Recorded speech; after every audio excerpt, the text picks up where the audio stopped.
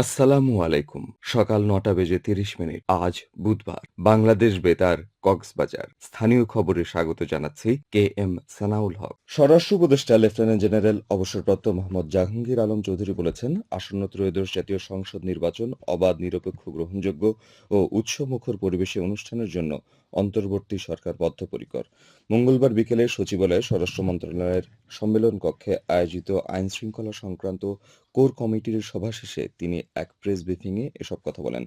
স্বরাষ্ট্র উপদেষ্টা বলেন, জাতীয় নির্বাচনে জন আকাঙ্ক্ষা বাস্তবায়ন নিশ্চিতকরণে সর্বোচ্চ নিরাপত্তা ব্যবস্থা গ্রহণ অগ্রাধিকার পাবে, আর এ লক্ষ্যে স্বরাষ্ট্র মন্ত্রণালয় সমন্বিতভাবে কাজ করে যাচ্ছে।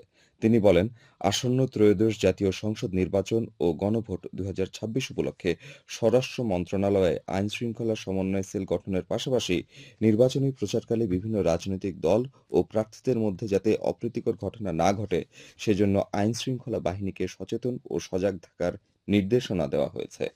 আসন্ন ত্রয়োদশ জাতীয় সংসদ নির্বাচন ও গণভোটের আগে পরে ৩ দিন মোটরসাইকেল চলাচলের উপর নিষেধাজ্ঞা দিয়েছে নির্বাচন কমিশন। এছাড়া ২৪ ঘণ্টার জন্য নিষেধ থাকবে অন্যান্য যন্ত্রচালিত যান চলাচল। গতকাল নির্বাচন কমিশন সচিবালয়ে নির্বাচন পরিচালনা অধিশাখার উপসচিব মোহাম্মদ মনির হোসেন স্বাক্ষরিত এক পরিপত্রে সড়ক পরিবহন ও মহাসড়ক বিভাগকে এ নির্দেশনা বাস্তবায়নের অনুরোধ জানানো হয়। ইসির নির্দেশনা অনুযায়ী ভোট গ্রহণের জন্য নির্ধারিত দিনের পূর্ববর্তী মধ্যরাত অর্থাৎ ১১ ফেব্রুয়ারি দিনগত রাত ১২টা থেকে ১২ ফেব্রুয়ারি রাত ১২টা পর্যন্ত মোট ২৪ ঘণ্টা ট্যাক্সি ক্যাব, পিকআপ, মাইক্রোবাস ও ট্রাক চলাচলের উপর নিষেধাজ্ঞা থাকবে। অন্যদিকে ১০ ফেব্রুয়ারি দিনগত রাত ১২টা থেকে ১৩ ফেব্রুয়ারি দিনগত রাত ১২টা পর্যন্ত মোট ৭২ ঘণ্টা বা ৩ দিন মোটরসাইকেল চলাচলের উপর নিষেধাজ্ঞা বলবৎ থাকবে। জরুরি সেবা ও বিশেষ প্রয়োজনে কিছু ক্ষেত্রে এই নিষেধাজ্ঞা শিথিল থাকবে। এর মধ্যে রয়েছে আইন শৃঙ্খলা রক্ষাকারী বাহিনী, সশস্ত্র বাহিনী, প্রশাসন, অনুমতিপ্রাপ্ত পর্যবেক্ষক ও সংবাদপত্রের গাড়ি, জরুরি সেবার মধ্যে ঔষধ, স্বাস্থ্য চিকিৎসা ও অনুরূপ কাজে ব্যবহৃত যানবাহন। টিকিট প্রদর্শন সাপেক্ষে বিদেশে যাওয়া আসার যাত্রী ও তাদের আত্মীয়-স্বজনেরা এর আওতার বাইরে থাকবে। এছাড়া জরুরি প্রয়োজনে থাকা বিভিন্ন যানবাহনের পাশাপাশি প্রতিদ্বন্দ্বী প্রার্থী ও তাদের নির্বাচনী এজেন্টদের জন্য নিষেধাজ্ঞা শিথিল থাকবে। ত্রয়োদশ জাতীয় সংসদ নির্বাচন ও গণভোটে ভোট দিতে পোস্টাল ভোট বিডি মোবাইল অ্যাপের মাধ্যমে নিবন্ধনকারী ৭,৬৬,৮৬২ জন প্রবাসীর গন্তব্যে পৌঁছেছে পোস্টাল ব্যালট। এর মধ্যে ৪,৯৩,৯২০ জন প্রবাসী ভোটার ব্যালট গ্রহণ করেছেন। গতকাল প্রবাসী ভোটার নিবন্ধন বিষয়ক ওসিভি এসডিআই প্রকল্পের টিম লিডার সালিম আহমেদ খান এ তথ্য জানিয়েছেন। তিনি বলেন, ইতিমধ্যে ৪,২৫,৭৮৮ জন প্রবাসী ভোটারের ভোটদান সম্পন্ন হয়েছে।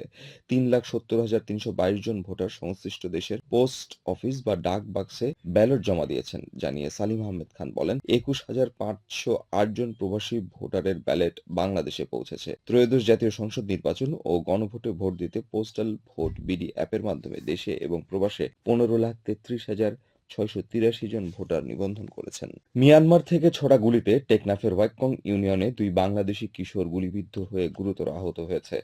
গতকাল হোয়াইকং ইউনিয়নের ঝিমখালী কেওড়া বাগানে এ ঘটনা ঘটে। আহত গুলিবিদ্ধ কিশোরেরা হলেন একই ইউনিয়নের কাঞ্জরপাড়া এলাকার বাসিন্দা মোহাম্মদ সোহেল ও মোহাম্মদ উবাইদুল্লাহ। আহতদের পরিবার জানায়, সকালে ওই দুই কিশোর নাফ নদীতে মাছ ধরছিল। এ সময় হঠাৎ মিয়ানমারের দুই পক্ষের মধ্যে গুলি বিনিময় শুরু হয়। একপর্যায়ে সীমান্তের ওপার থেকে ছোড়া গুলিতে আহত হয় দুই কিশোর। পরে স্থানীয়রা তাদের উদ্ধার করে হাসপাতালে নিয়ে যায়। বিজিবি ৬৪ ব্যাটালিয়নের অধিনায়ক লেফটেন্যান্ট কর্নেল মোহাম্মদ জহুরুল ইসলাম ঘটনার সত্যতা নিশ্চিত করেছেন। ঈদগাঁওতে অবৈধভাবে পাচারকালে ট্রাকসহ মিয়ানমারের ১০টি গরু জব্দ করেছে সেনাবাহিনী। মঙ্গলবার সেনাবাহিনীর ২৪ বীর ব্যাটালিয়নের মেজর কাজী ইন্তিসার সালিমের নেতৃত্বে উপজেলার কালিরছড়া ফরেস্ট এরিয়া এলাকায় এ অভিযান চালানো হয়। অভিযানকালে সেনাবাহিনীর উপস্থিতি টের পেয়ে পাচারকারীরা গরু ও ট্রাক ফেলে পালিয়ে যায়। পরে জব্দকৃত গরু ও ট্রাক আইনগত প্রক্রিয়া শেষে ১১ বিজিবির কাছে হস্তান্তর করা হয়। রামুতে যাত্রীবাহী বাসে তল্লাশি চালিয়ে ৯ কেজি গাঁজাসহ ২ মাদক কারবারিকে আটক করেছে রামু থানা পুলিশ। গতকাল বাইপাস ফুটবল চত্বর সংলগ্ন এলাকায় এ অভিযান পরিচালনা করা হয়। পুলিশ জানায়, রামু থানার একটি আভিযানিক দল গোপন সংবাদের ভিত্তিতে মঙ্গলবার গভীর রাতে চট্টগ্রাম-কক্সবাজার মহাসড়কের নাহার ফিলিং স্টেশনের সামনে অবস্থান নেয়। সেখানে চট্টগ্রাম থেকে কক্সবাজারগামী একটি যাত্রীবাহী পরিবহনে তল্লাশি চালিয়ে ২ বাসের ২ যাত্রী থেকে এসব গাঁজা উদ্ধার করা হয়। মাদকের বিরুদ্ধে জিরো টলারেন্স নীতি অব্যাহত থাকবে বলে জানায় পুলিশ। আবহাওয়া এখন জানিয়ে দিচ্ছি বাঁকখালী নদীর মোহনা ও সংলগ্ন এলাকার সামুদ্রিক জোয়ার ভাটার সময়সূচি। আজ ভাটা শুরু হয়েছে ভোর ৫টা ৩৪ মিনিটে, চলবে দুপুর ১২টা ৮ মিনিট পর্যন্ত। জোয়ার শুরু হবে দুপুর ১২টা ৮ মিনিটে, চলবে সন্ধ্যা ৬টা ২৪ মিনিট পর্যন্ত। সবশেষে পর্যটক বার্তা। পর্যটন নগরী কক্সবাজারে আগত ভ্রমণ পিয়াসুদের সাগরের পানিতে নামার পূর্বে সাবধানতা অবলম্বন করার জন্য অনুরোধ করা হচ্ছে। যারা সাঁতারে দক্ষ নন তাদের পানিতে বেশি দূর যাওয়া উচিত নয়। ভাটার সময় স্রোতের সাগরমুখী টান প্রবল হওয়ায় সাগরে গভীরে ভেসে যাওয়া এমনকি প্রাণহানির আশঙ্কা থাকে। সেই সাথে পর্যটকদের স্বাস্থ্যবিধি মেনে চলার পরামর্শ দেওয়া হচ্ছে। খবর শেষ হলো। আমাদের পরবর্তী খবর প্রচারিত হবে আজ দুপুর ২টা বেজে ৩০ মিনিটে।